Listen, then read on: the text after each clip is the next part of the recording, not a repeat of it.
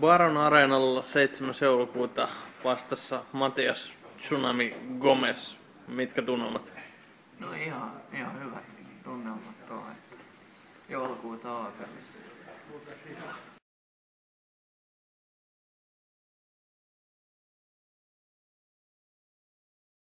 Kaverilla on 31 voittoa, 30 tyrmäysvoittoa. Häntä itse ei oikein tyrmätty, vaan 2 pistetappia, mistä toinen oli Venäjällä vielä erittäin kyseenalainen.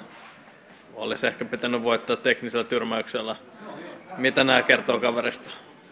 No, aika kova kaverin näköjään on kyllä tulossa vastaan, mutta niin ollaan mekin. Varmaan aika hyvä matsi tulossa. Maailmanmestaruusottelusta puhutaan. Nyt on kastella etelä-amerikkalainen kaveri vastasi. Maailmanmestarina on etelä-amerikkalainen kaveri. Varmaan tällä ottelu valmistaa siihen. Mikä luulet on aikataulu? Milloin sä uskot, että sellainen voisi toteutua? No 2014 oikeastaan.